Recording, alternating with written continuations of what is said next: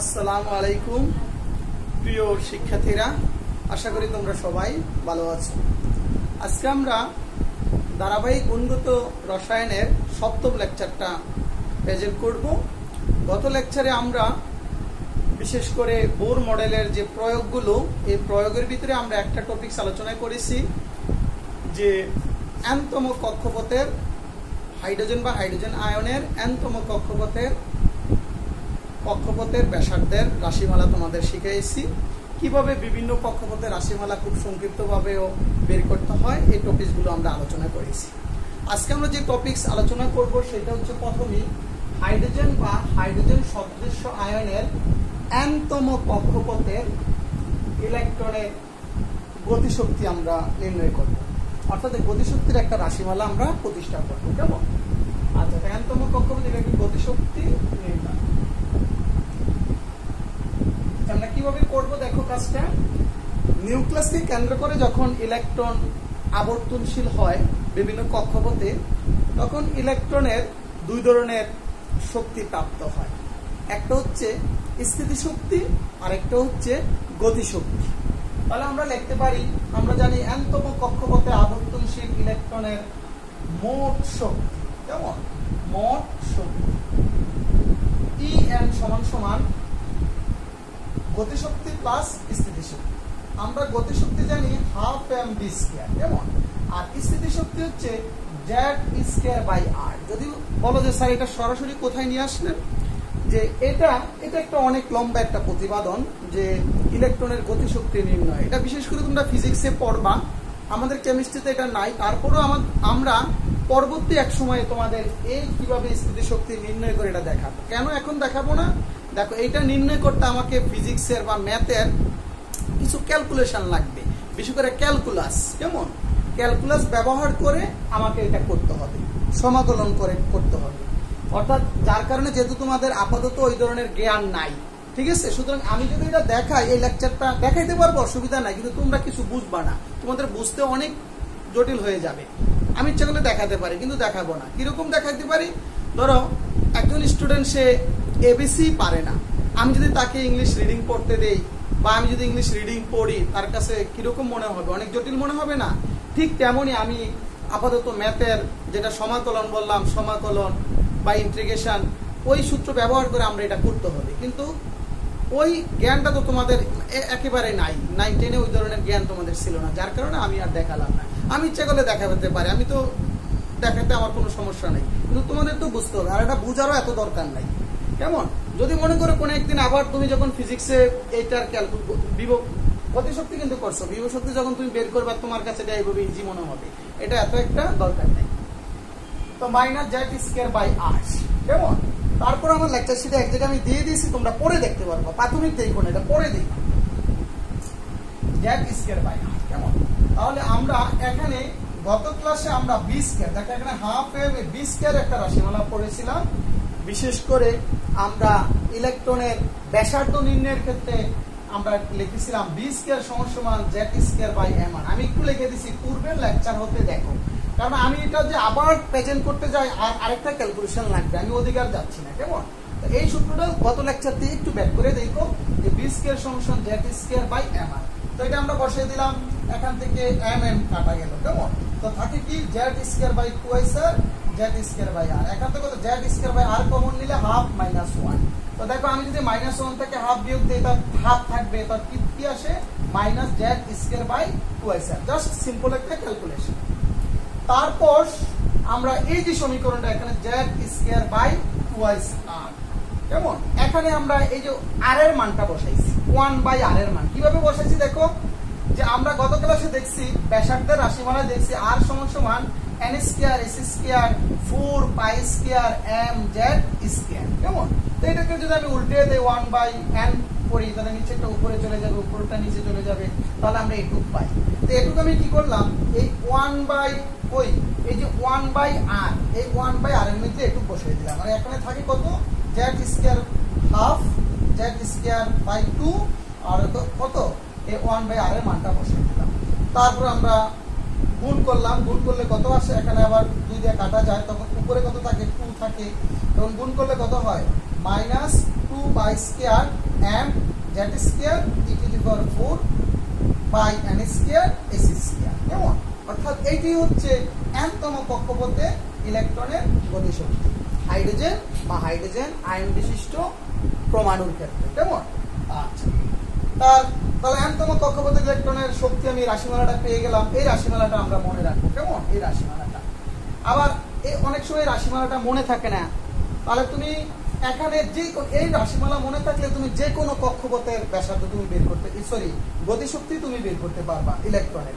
শুধু n এর মান আর কার মান জানতে হবে, n এর মানটা বসালে হবে। আর সবগুলো কিন্তু ধ্রুবক। আর z এর মান, হাইড্রোজেনের ক্ষেত্রে z এর মান 1 আর n প্রথম কক্ষপথ দ্বিতীয় মান বসায়ে z এর মানটা বসালে, আর অন্য মান তো সব ধ্রুবক মান বসালে তুমি বিভিন্ন কক্ষপথের কি গতিশক্তি বের করতে পারবা। তা আমি একটু কাজ করছি, দেখো গত ক্লাসের মতো এত বড় একটা রাশি আসলে মনে রাখা সম্ভব না, বুঝতে পারছো? হ্যাঁ, আমাকে যখন অঙ্ক আসে, যেমন একটা হাইড্রোজেনের দ্বিতীয় কক্ষপথে চতুর্থ কক্ষপথে একটা ইলেকট্রন গমন করলো, কি পরিমাণ শক্তি সে শোষণ করলো, তাহলে আমি প্রথম কক্ষপথের শক্তি দ্বিতীয় কক্ষপথের শক্তি কি করতে হবে, বের করতে হবে আলাদা আলাদা করে, তারপর তাদের পার্থক্য করতে হবে। কোন সূত্র দিয়া? ডেল ই সমান E2 - E1 দিয়ে। কিন্তু আমাকে যদি এত বড় সমীকরণ ব্যবহার করতে হয় তাহলে ভুল হওয়ার সম্ভাবনা থেকে যায়। আবার এমসিকিউ তো আসতে পারে হাইড্রোজেনের চতুর্থ কক্ষপথের শক্তি কত, তাহলে এত বড় সমীকরণ ব্যবহার করা আমাদের জন্য জটিল হয়ে যাবে। আমি একটু সহজ করে নিচ্ছি। তাহলে আমি এখানে একটু লিখলাম অতি সংক্ষেপে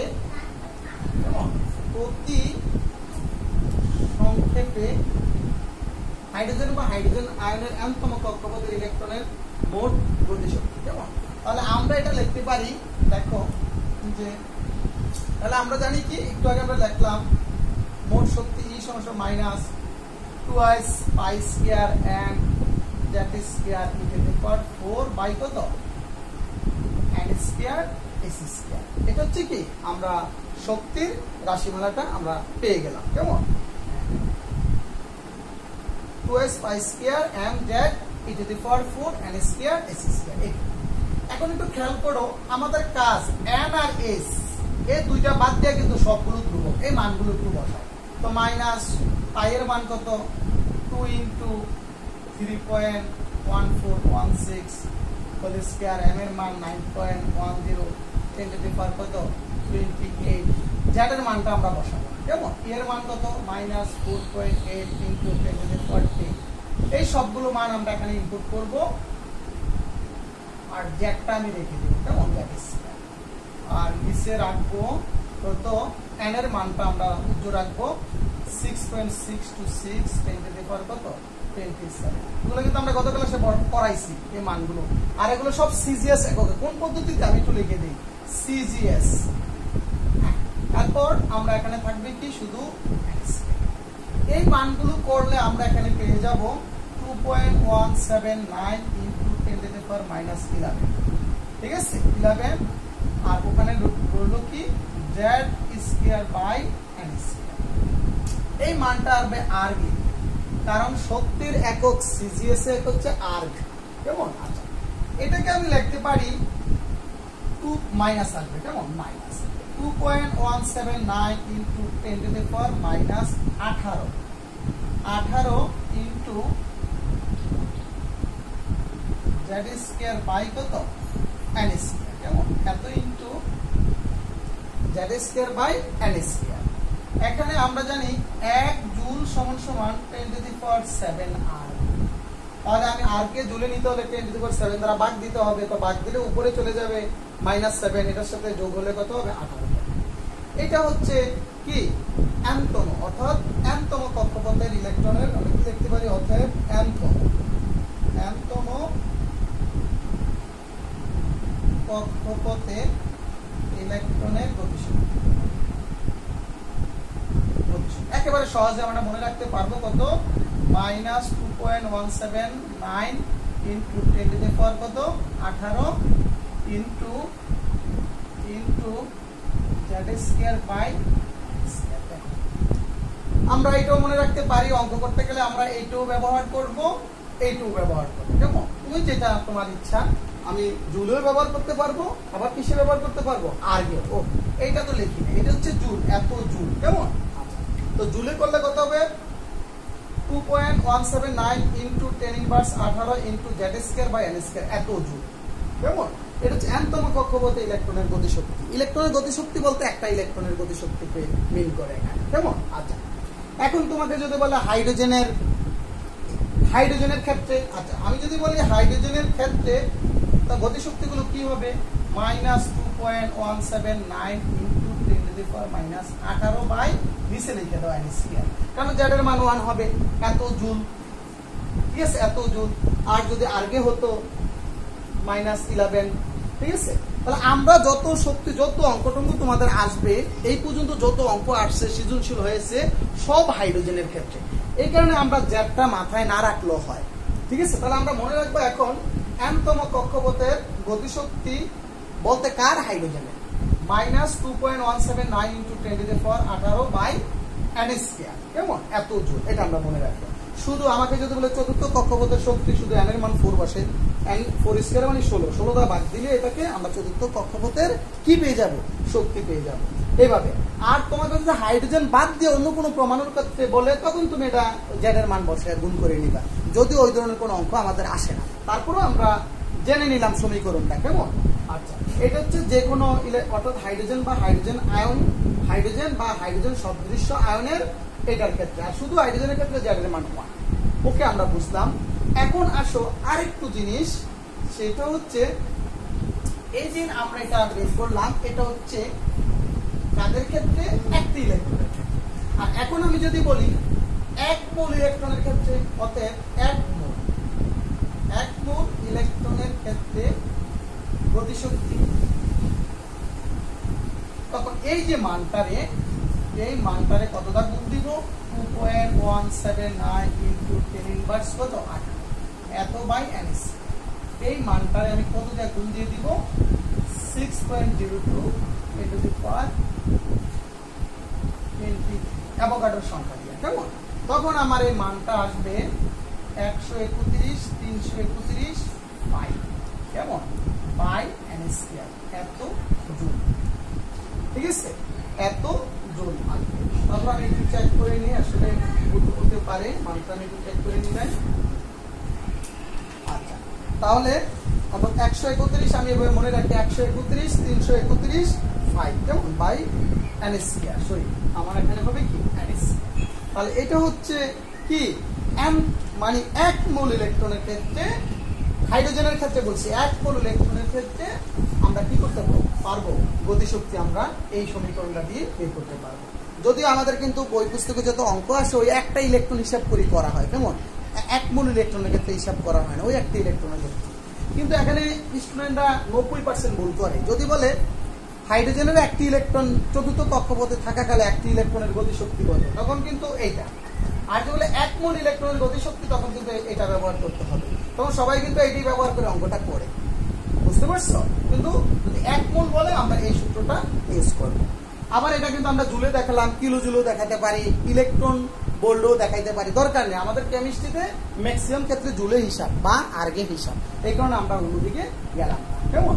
আচ্ছা, তাহলে আমরা আশা করছি তোমরা বুঝতে পারছো আমরা এখন থেকে কি বিভিন্ন কক্ষপথে কিভাবে ইলেকট্রনের গতিশক্তি নির্ণয় করবো। কোন সূত্র দিয়ে? -2.179 10 ইনভার্স কত?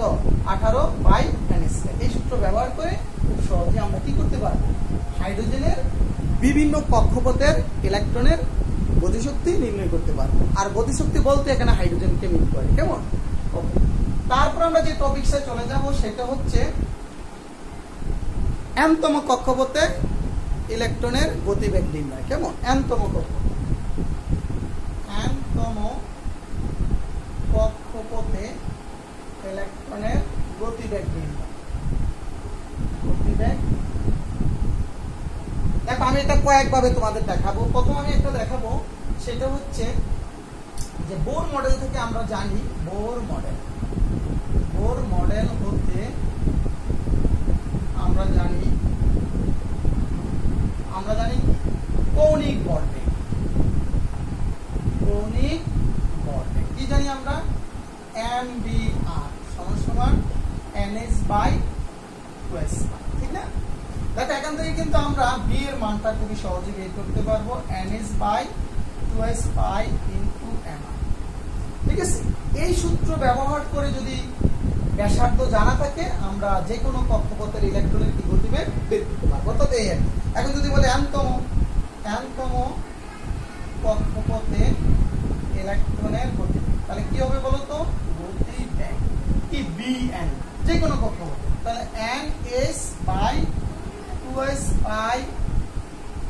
পাই mrn। তাহলে nতম কক্ষপথের ব্যাসার্ধ লাগবে।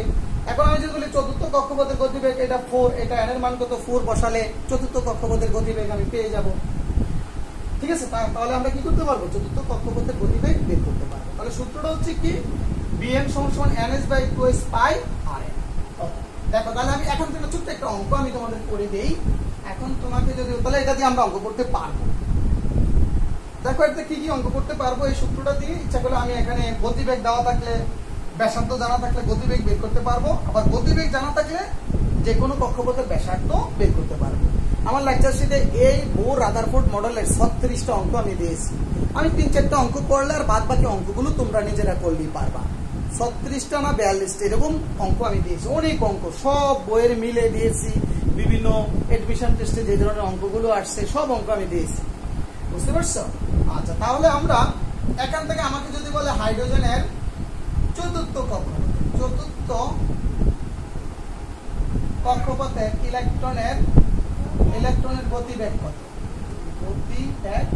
মান নির্ণয় করা, কেমন? তাহলে আমি কোন সূত্র ব্যবহার করব? আমরা জানি কত, বোর মডেল থেকে আমরা জানি mvr সমান ns বাই কত 2s পাই, অতএব b সমান কেমন, অর্থাৎ b সমান কি ns by 2s pi into m।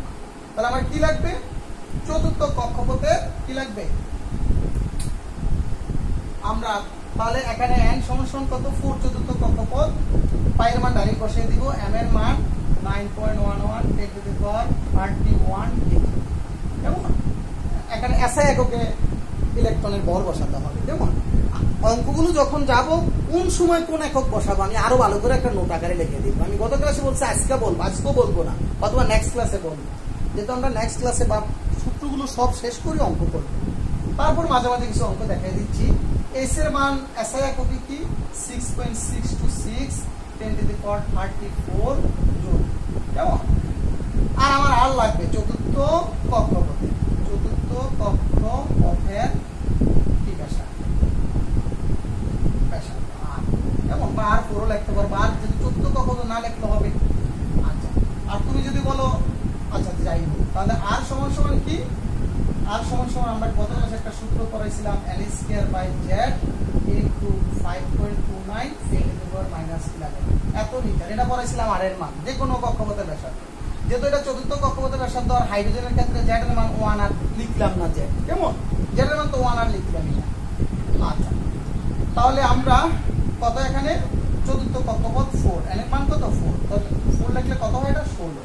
তো 16 into 5.29 10 to the power -11 litre, অর্থাৎ এখানে একটা মান পেয়ে যাবে।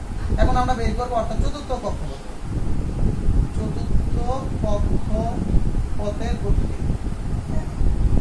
গতিবেগ v সমান কত, বুঝতে পারছো? আবার তুমি এখানে লিখতে পারো r4, ঠিক আছে, b4, এখানে b4 r4 লিখতে পারো, অসুবিধা নাই, এগুলো নিয়ে এত মাথা ব্যথা দরকার নেই। ঠিক আছে, এই মানগুলো আমি সবগুলো এখানে বসালে যে মানটা পাবো এত মিটার পার সেকেন্ড।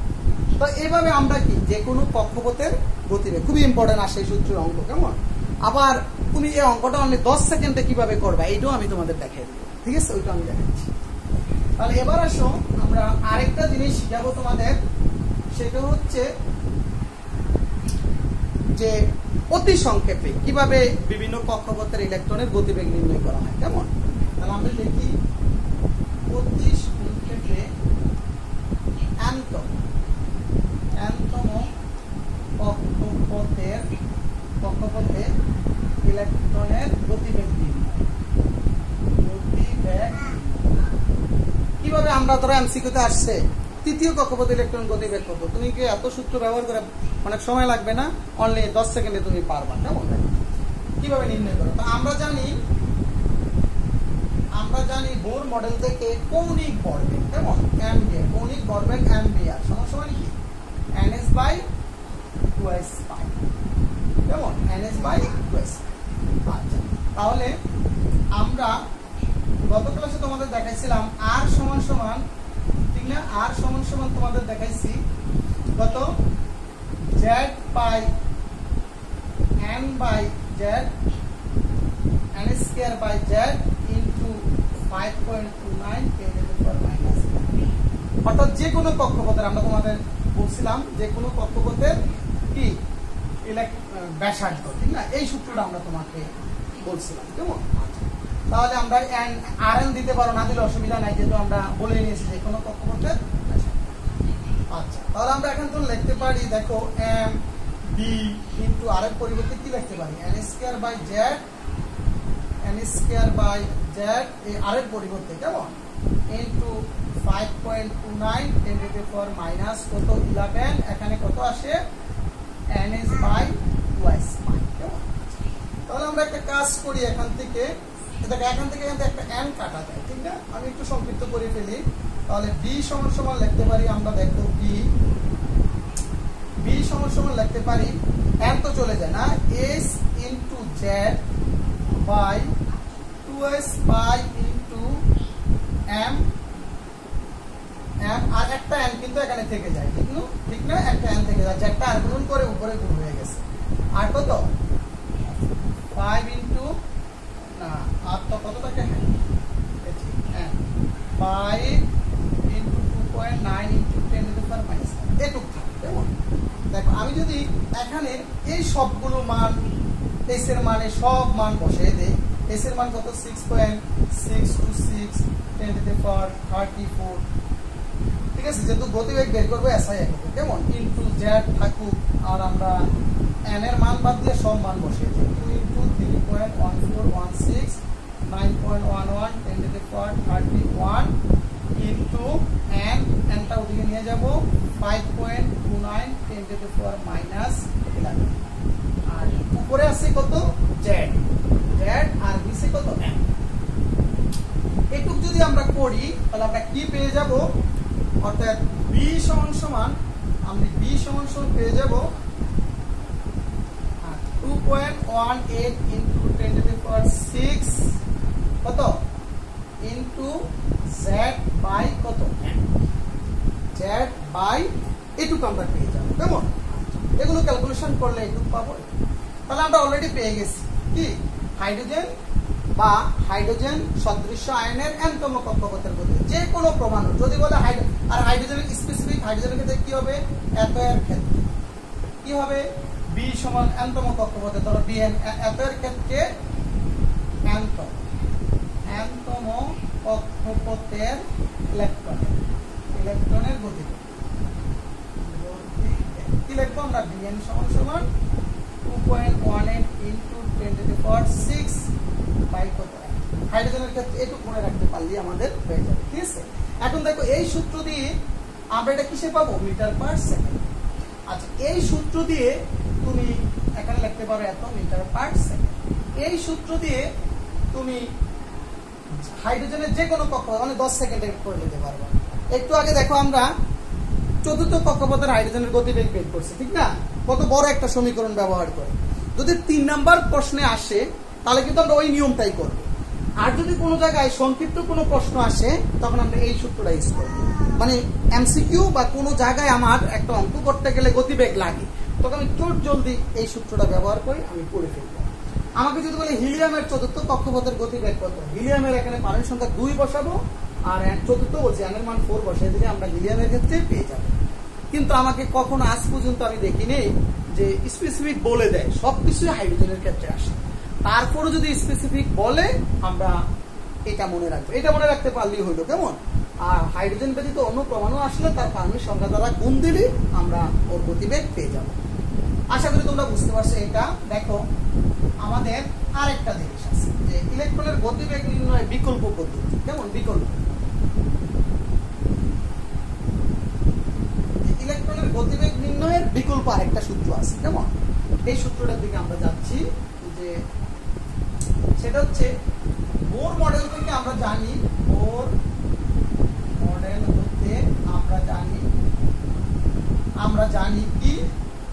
ভরবেগ এম বি আর সমান সমান NS বাই 2S পাই, ঠিক না? আচ্ছা, এখান থেকে আমি লিখতে পারি অতএব আর সমান সমান, কেমন? আর সমান সমান লিখতে পারি NS by 2S pi MB। এটাকে 1 নং সমীকরণ দিয়ে রাখি, ঠিক আছে? এটাকে 1 নং সমীকরণ দিয়ে রাখি। আবার আমরা জানি nতম কক্ষপথে ইলেকট্রনের ব্যাসার্ধ, nতম কক্ষপথে ইলেকট্রনের ব্যাসার্ধের একটা সূত্র আমরা জানি, আর সমান সমান n স্কয়ার s স্কয়ার কত 4 পাই স্কয়ার m z। এই সূত্রটা আমরা জানি, কেমন? তাহলে দুইটাই কিন্তু এটাও আর সমান সমান, তো এটাও আর সমান। তাহলে আমরা এখান থেকে কি লিখতে পারি? দেখো তো, আমরা এখান থেকে লিখতে পারি 1 নং ও 2 নং করতে পাই, কেমন? কি পাই দেখো তো, NS 2S পাই MB সমান সমান n square s square 4 pi square m z square. আর আগে বলি এই সমীকরণগুলো তোমার প্রতিপাদন না হলেও চলে, আমাদের সংক্ষিপ্ত রূপগুলো জানা থাকলে মোটামুটি আমরা একেবারে ইন্টারমিডিয়েট পার হয়ে চলে যেতে পারবো। আমাদের অনার্সে গিয়ে এই জিনিসগুলো আসে, বিভিন্ন এই প্রতিপাদন, চতুর্থ কক্ষপথ বা nতম কক্ষপথের রাশিমালা ইন্টারমিডিয়েটে আজও পর্যন্ত আসে নাই, কোথাও আর আসার সুযোগ নাই, সৃজনশীল এগুলো আসার সুযোগ নাই। তো সুতরাং তোমাদের এগুলো মাথায় না রাখলেও হবে, সংক্ষিপ্ত রূপটা মনে রাখতে পারলেই হবে। যেমন কিভাবে আসছে এই সূত্রটা প্রতিপাদন না শিখলেও হবে। এখান থেকে দেখো আমি দুটো যদি কম্পেয়ার করি, এখান থেকে NS যাবে, আর এখান থেকে কি যাবে, পাই যাবে, m যাবে। তাহলে 1 বাই কত b থাকে, ওখানে n থাকে আর s থাকে। এখানে কি কি থাকে, 2 2 কাটা যাবে, তাহলে 2, দুই দিক থেকে একটা পাই চলে যাবে, তাহলে পাই, আর কত m একটা চলে যাবে, mটা চলে যাবে, ঠিক না? তাহলে z স্কয়ার, কেমন? এটুক থাকে। তাহলে অতএব আমরা এখান থেকে আমাদের কাজ হচ্ছে কি, গতিবেগ b বের করা, ঠিক না?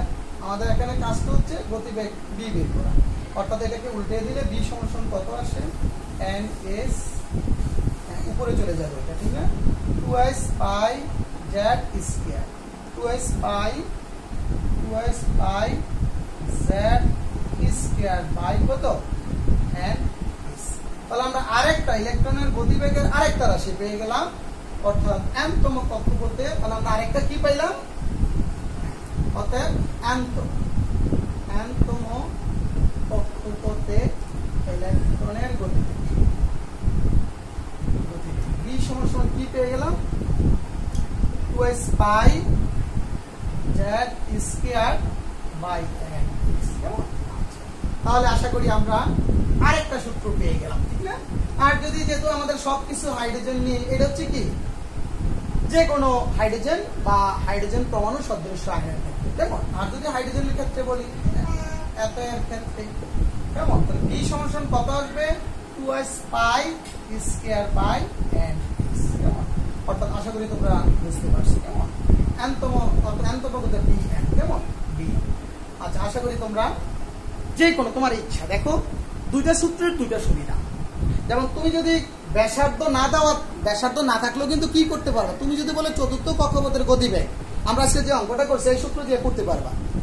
তবে সিজিএস এককে মানগুলো প্রথম বসালে কি সেন্টিমিটার আসবে, সেন্টিমিটারকে তুমি মিটারে নিয়ে যাবা, এই কাজটা একটু করতে হবে, কেমন? আচ্ছা, অসুবিধা নাই, তুমি আবার এসআই এককে বসাও তুমি সরাসরি করতে পারবা, কোনো সমস্যা হবে না। কিন্তু আমার কথা হচ্ছে কি, অনেক সময় দেওয়া থাকে একটা কক্ষপথ দেওয়া থাকে, বুঝতে পারছো, এভাবে দেওয়া থাকে, বুঝছো? এই তোমাকে তাহলে একটা ইলেকট্রন এ দিয়ে দিন, এই অবস্থানে, তোমার বলে এই অবস্থানে ইলেকট্রনের গতিবেগ নির্ণয় করে, এখানে ব্যাসার্ধটা দেওয়া থাকে, বুঝতে পারছো? ব্যাসার্ধ দেওয়া থাকে, তখন কিন্তু এই সূত্র ব্যবহার করে তুমি অঙ্কটা করতে পারবা না, যেহেতু উদ্দীপক ব্যবহার করে তোমাকে অঙ্কটা করতে হবে। এই জন্য এইটার অসুবিধা হচ্ছে এই, যদি ব্যাসার্ধ দেওয়া থাকে। আর যদি ব্যাসার্ধ দেওয়া না থাকে, তখন তুমি ওই আগের সূত্রের নিয়মে তুমি করতে পারো, এটা তোমার ইচ্ছা, তুমি ওই নিয়মে করতে পারো, এই নিয়মে করতে পারো, তোমার ইচ্ছা, ঠিক আছে?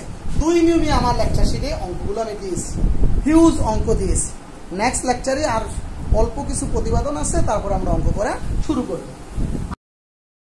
আর একটা জিনিস দিয়ে আজকে আমরা শেষ করবো, সেটা হচ্ছে এটা শেষ পর্যায়ে আমাদের লেকচারের সেটা হচ্ছে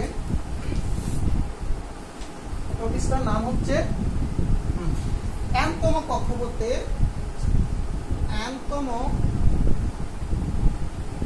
কক্ষপথের ঘূর্ণায়মান ইলেকট্রনের প্রতি সেকেন্ডে আবর্তন সংখ্যা বা এটাকে কম্পাঙ্ক আমরা বলতে পারি। কেমন? কম্পাঙ্ক। অর্থাৎ একটা ইলেকট্রন চতুর্থ কক্ষপথে, দ্বিতীয় কক্ষপথে, যে কক্ষপথে থাকুক, সে প্রতি সেকেন্ডে নিউক্লিয়াসকে কতবার আবর্তন করবে, এটা তার প্রতি সেকেন্ডে আবর্তন সংখ্যা বা এটাই তার কম্পাঙ্ক। প্রতি সেকেন্ডে নিউক্লিয়াস যতবার প্রদক্ষিণ করে নিউক্লিয়াসকে, সেকেন্ডে, এটাই তার কম্পাঙ্ক। তাহলে আমরা আবর্তন সংখ্যা কিভাবে নির্ণয় করব? এই সূত্রটা হচ্ছে আবর্তন সংখ্যা n-তম কক্ষপথে ঘূর্ণমান ইলেকট্রন প্রতি সেকেন্ডে কম্পাঙ্ক বা আবর্তন সংখ্যা। সূত্রটা হচ্ছে n-তম কক্ষপথের গতিবেগ বাই n-তম কক্ষপথের পরিধি। n-তম কক্ষপথ, তাহলে আমি যদি সূত্র আকারে লিখি, অর্থাৎ আবর্তন সংখ্যা n-তম কক্ষপথের গতিবেগ bn আর n-তম কক্ষপথের পরিধি 2s পাই rn। কেমন? এই rn হচ্ছে n-তম কক্ষপথের ব্যাসার্ধ। কেমন? 2s পাই rn। কেমন? এটা হচ্ছে পরিধি, যেহেতু পরমাণুটা কিন্তু গোলাকার, এই জন্য বৃত্তের যে পরিধি 2s পাই আর ওইটাই ব্যবহার করা যায়। বুঝতে পারছো? তাহলে এই সূত্র দিয়ে আমরা করতে পারবো। যদি তোমাকে যদি বলে চতুর্থ কক্ষপথের গতিবেগ এত, তাহলে নিউক্লিয়াসকে সে কতবার আবর্তন করবে? যদি গতিবেগ দেওয়া থাকে, শুধু এর পরিধিটা বাইর করে বসে দিলে অঙ্ক হয়ে যাবে। আর যদি তোমাকে যদি বলে, আমি এই অঙ্কটা করে শেষ করে দিচ্ছি। কেমন? এটা আবার একটা সংক্ষিপ্ত রুলস আছে। কেমন? অতি সংক্ষিপ্ত।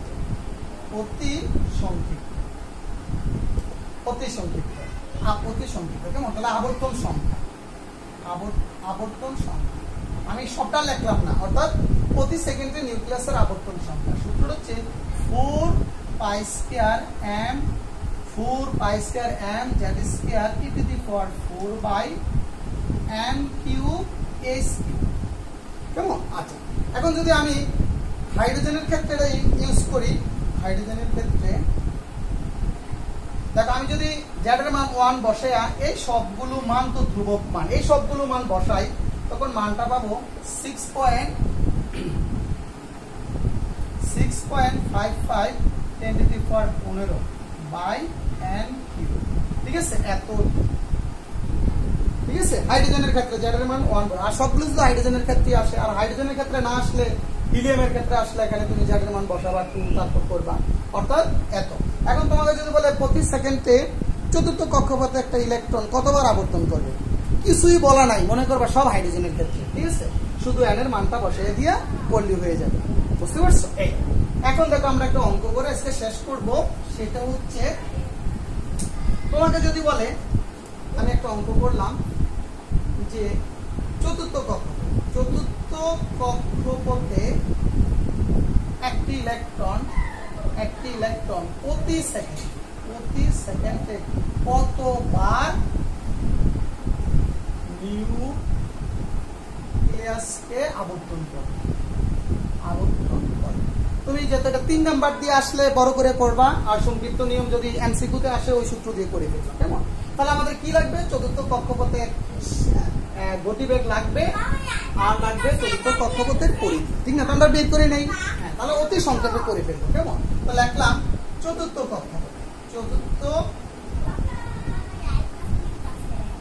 কক্ষপথের ইলেকট্রনের গতিবেগ কি তোমার লিখতে পারো b4 সমান সমান কত? ওই যে 2.18 into 10 to the power 6 by কত?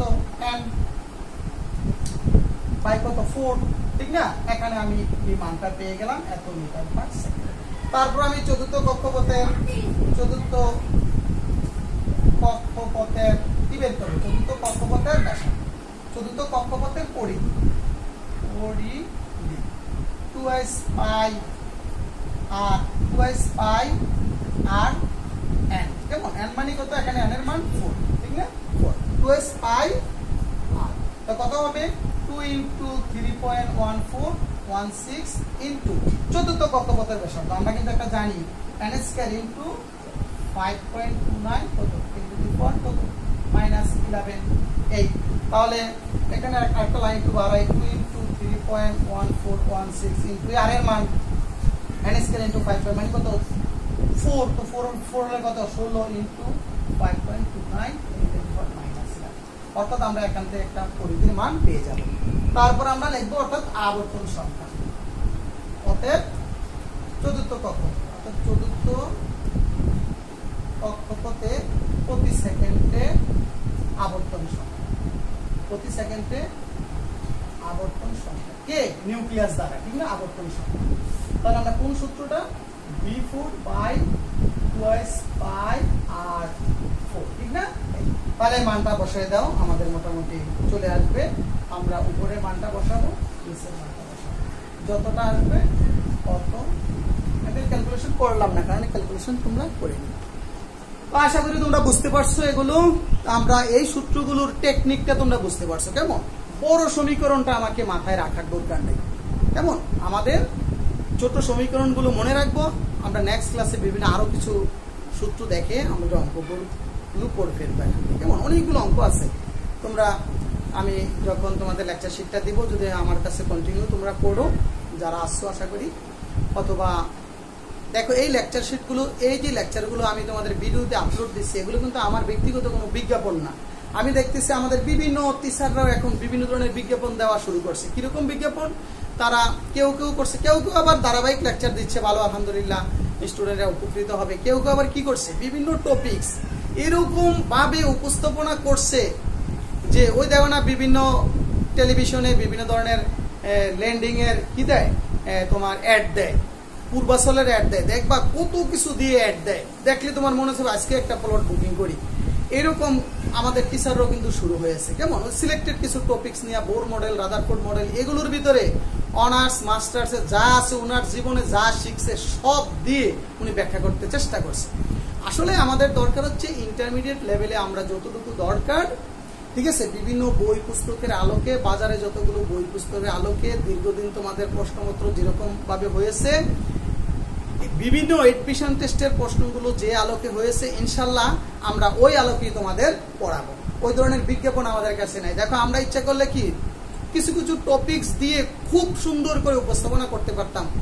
বিভিন্নভাবে আমরা ওদিকে যাচ্ছি না আমাদের কাজ হচ্ছে অর্থাৎ স্টুডেন্টরা যাতে লেকচারগুলো ধারাবাহিক দেখে উপকৃত হয় কেমন আর যারা আমার এই ইউটিউবে লেকচারগুলো দেখবা আমার ফেসবুক আইডি একটা গ্রুপ আছে ইউনুস কেমিস্ট্রি ওখানে 1 থেকে 5ম লেকচার ওখানে আছে 5টা লেকচার কেমন আর একদিন ইউটিউব চ্যানেলে আমি 6 থেকে দেওয়া শুরু করছি কেমন তোমরা ওখান থেকে তোমরা লেকচারগুলো বাকি লেকচারগুলো দেখতে পারবা ভালো থাকো আল্লাহ হাফেজ